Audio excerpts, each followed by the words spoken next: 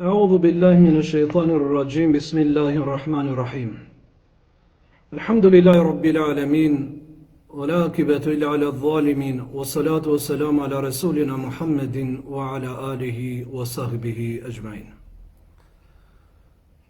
Hamdi, lavdrimet, madhërimet i takojnë Allahut fuqiplot. Salavat dhe selam e shpirtit më të dashur ke Allahu Muhammedit sallallahu alaihi wasallam, ashabëve të tij, familjes së tij, si dhe gjithë pasuesve deri në ditën e Kiametit. Vëllezër dhe motra, fillimisht ju përshëndes me përshëndetjen islame, assalamu alaikum wa rahmetullahi wa barakatuh. Sot inshallah me ndihmën e Allahut fuqiplot do të foli në lidhje me dashurinë ndaj Allahut, krijuesit i gjithësisë.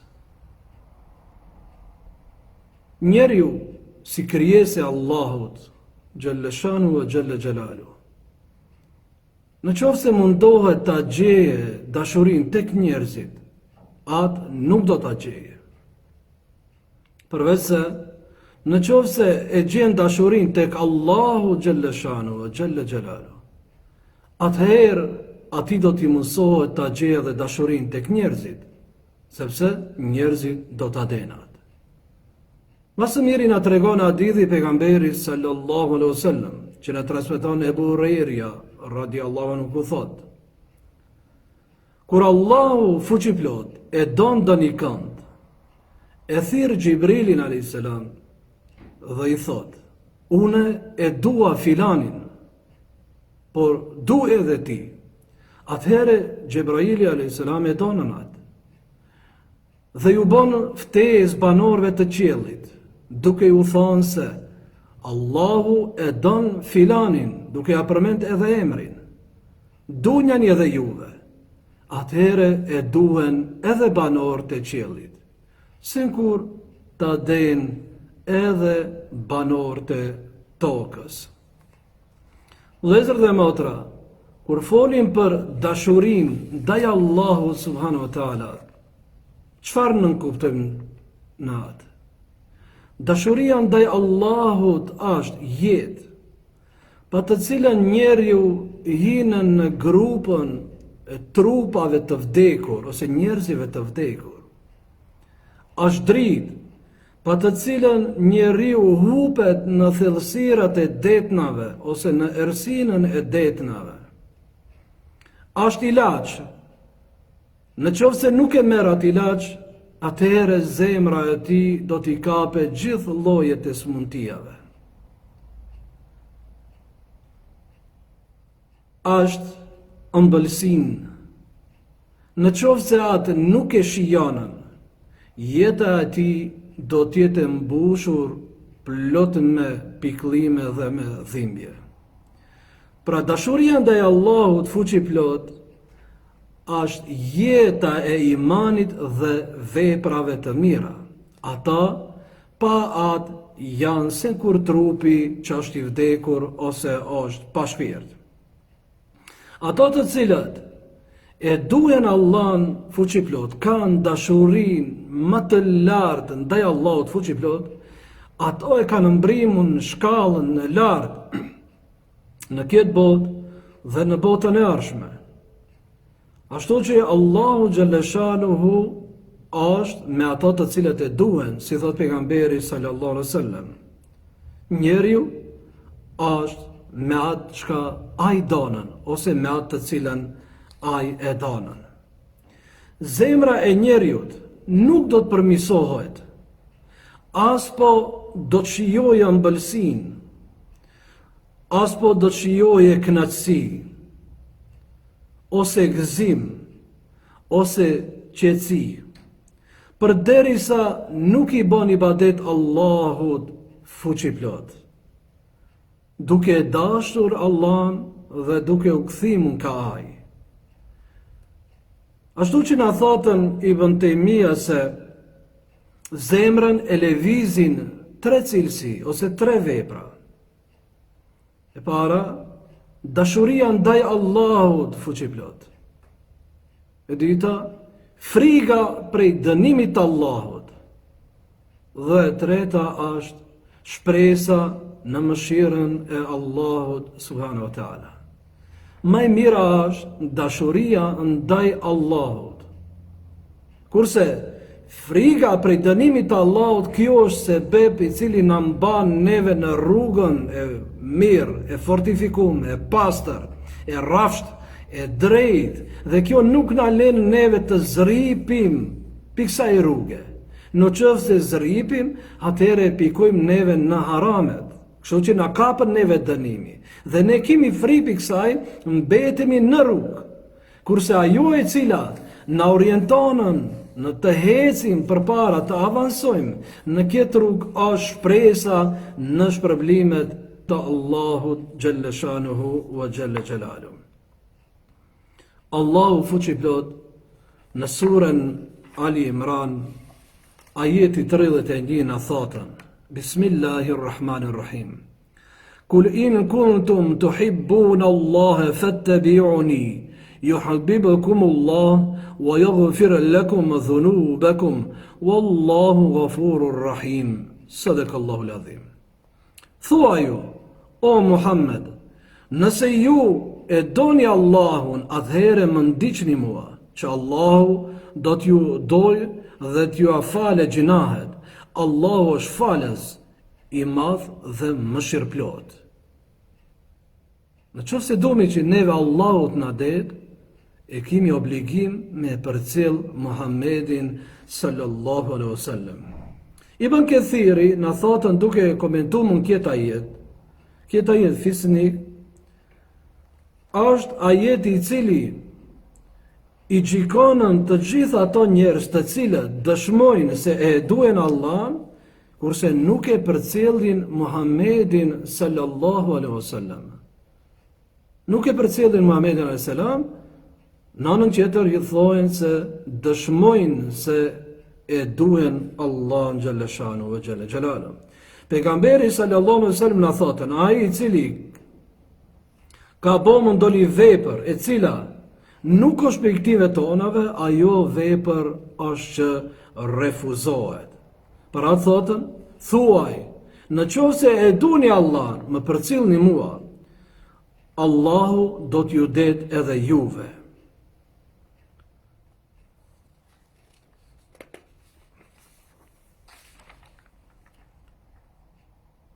I dërgumi Allahut sallallahu alaihi wasallam na thotën: nuk beson askush prej jush, derisa të jem tek ai më i dashur se sa prindi i tij, fëmia e tij, dhe të gjithë njerëzit. Me thonë, nuk do të ketë besimin të plot përderisa nuk e duhemi pejgamberin sallallahu alaihi wasallam, ose kemi më të afër se sa prindit ton, fëmijët ton, si dhe gjithë njerëzit. Pastaj na thot pejgamberi alayhis salam,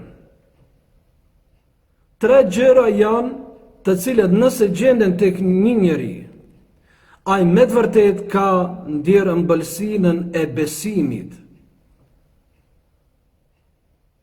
Ato janë: Allahu dhe i dërgumi i tij duhet të jenë më të dashur për të se kushdo tjetër. Atë të cilën e don ai, e do vetëm për hir të Allahut dhe urren t'i kthehet mosbesimit, ashtu siç nuk do dëshironte të hidhe edhe në zjarr. Në qoftë se pra i posedojmë këto 3 cilësi, atëherë ne mundemi ta shijojmë ëmbëlsinën e imanit ose besimit në Allahun subhanahu wa taala. Kush e do Allahun, atë do Allahu. Dërsa atë që do Allahu, sjelljet dhe veprat e tij, fjalët dhe punët e tij do të jenë të mira, të shumë fishuara tek Allahu i lartësuar. Allahu i madhërisëm na thotën: Allahu do të sjell njerëz që i do dhe që e duhen. Allahu do të sjell njerëz që Allahu i donën dhe njerëzit e duhen Allahun fuqiplot. Inshallah, neve jemi pi atyre njerëz të cilët e duhemi Allahun më së shumë se çdo send dhe Allahu është ai i cili na don neve. Kemi një hadith të pejgamberit sallallahu alaihi wasallam që transmeton Ebu Hurajra radhiyallahu anhu ku thotë: Allahu i lartësuar ka thënë: kush e armiqson mikun tim, i kam shpallur luftë atij, dhe nuk afrohet robi tek unë me diçka që është më e dashur për mua se sa ajo që unë ja kam bërë detyrë atij, ose ja kam bërë farz. E vazhdon robi im të më afrohet me punë të pëlqishme derisa ta dua atë me vepra vullnetare. E pasi ta dua atë, do të jem dëgjimi i tij që ai ndëgjonën, shikimi i tij që ai shikonën, dora e tij me të cilën merr dhe këmba e tij me të cilën ecën. E nëse më lutet mua, do t'i jap atij, dhe nëse më kërkon ndihmë, do ta ndihmoj atë. Allahu do të bëhet për ne dëgjimi jon, dora jon, këmba jon. E në qoftë se e lusim Allahun së fuqi plot për diçka ai na jepën, në qoftë se lusim Allahun për ndihmë, Allahu do të na ndihmojë neve. Thot pejgamberi sallallahu alaihi wasallam, njëri prej argumenteve për dashurinë ndaj Allahu subhanahu wa taala e vërtet është ti zbatojsh krejt ato urdhna të cilët t'i jepën Allahu fuqiplot, dhe ti lash krejt ato të cilat ti kam ndaluar. Me këtë neve dëshmojmë me argument më të fortë se neve e dumi Allahun me dashuri të pastër dhe të sinqertë. Ebu Derda radiallahu anhu na thotë se i dërguari sallallahu alaihi wasallam ka treguar se Davudi alayhis salam e luste Allahun xhalleshanu me këto fjalë: O Zoti im, kërkoj prej teje dashurinë tënde dhe dashurinë e atij i cili të do ti, dhe dashurinë e asaj vepre që ma mundëson dashurinë tënde. O Zoti im, bëje dashurinë tënde më të dashur për mua se sa jetën time, se familjen time, dhe më të dashur se ujin i ftohtë. Qëtër hadithkimi që transmeton Ebu Hurajra radiallahu anhu ku thotë se pejgamberi sallallahu alaihi wasallam na thotë: Allahu xhalleshanu thotë se unë sillem me robin tim sipas mendimi që ai ka për mua, dhe unë jam me të kur ai më përkujton mua. Pasha Allahun, Allahu gëzohet nga pendimi i robit të vetë më shumë se ai i cili papritmas e gjen devën e tij të cilën e kishte humbur në shkretë të tjerë. Allahu thot: kur dikush më afrohet mua me një pllumb, unë i afrohem atij me një krah. Dhe kur ai më afrohet mua me një krah, unë i afrohem atij me 2 krah. Dhe kur ai vjen nga unë duke ecur, unë i afrohem atij duke vrapuar. Alhamdulillah, sa është mëshira e Allahut fuqiplot ndaj robëve të tij, në qoftë se ne i drejtohemi Allahu xhaleshanu ve xhelle xhelalu me pendim dhe me dashuri të pastër, të sinqertë për krijuesit të gjithësisë. E kemi një transmetim tjetër ku tregohet, thot pejgamberi alayhis salam, ishte një njeri i cili kishte bërë shumë mëkate kundër vetes së tij. Kur ju afrua vdekja, ai u tha bijve të tij: kur të vdes, digjeni trupin tim, e pasi të jem bërë hi e pluhur, merrni pluhurin tim, shkoni në det dhe hidhni atë në erë. Pasha Allahun, unë kam frikë se nëse Allahu më shti në dorë, do të më dënojë më një dënim që nuk e ka dënuar askënd më parë. Atëhere profeti i shenjtë sallallahu alaihi wasallam tha: Bitja ati bën si që i kishte thënë ai, si që kishte thënë prindi I tyre. Por Allahu Xhaleshanuhu e urdhëroi tokën duke I thënë: ktheje atë që e ke marrën. Pra njeriu u ngrit, Allahu ja boni këtë pyetje. Çfarë të shtirit të bëjsh ashtu, të bëjsh aqish vepre? Ai u përgjigj: friga dëshkimi it, o Zoti im. Friga nga dëshkimi it, o Zoti im. Kështu Allahu e fali atë, se e ka patur frigën shumë të madhe nga dëshkimi të Allahut subhanahu wa taala.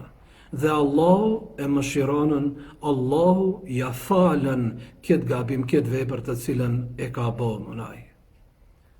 Si mundemi ne t'i afrohemi Allahut subhanahu wa taala më shumë? Pra mas kryerjeve të farzeve, I kryjm farzet obligimet që I kemi, bëjmë vepra vullnetare, si që nafilet, dhe mundemi t'i afrohemi Allahut subhanahu wa taala me disa pika, si që janë me lexim të Kuranit dhe meditimin e tij. Afrimi ka Allahu me vepra vullnetare pasi t'i kryjm farzet. Vazhdimi I përmendjes së Allahut me zemër, me gjuhë dhe me vepra. Pa ndërprerje. Dhënia përparësi dashurisë së Allahut karshi dashurisë së shpirtit. Meditimi me emrat dhe cilësitë e Allahut, ai që I njeh Allahun me emrat dhe cilësitë e tij, dhe veprimtarinë e tij, s'ka dyshim se do ta doj Allahun. Meditimi në begatitë e Allahut nuk ka dyshim se meditimin në to nxit në dashurinë e krijuesit të tyre, për ulja e zemrës para Allahut të madhruar. Vetmia me Allahun në kohën kur zbret Allahu në pjesën e tretë të natës, duke lexuar Kur'an apo duke ju lutur për falje dhe mëshirë.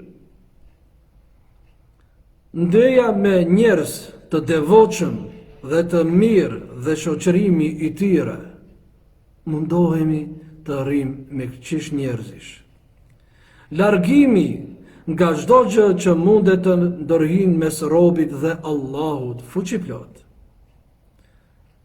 Në qoftë se kapemi për këto shkaqe me qëllim që t'ja arrijmë dashurinë e Allahut të madhëruar dhe të ju largohemi të kundërtës së saj.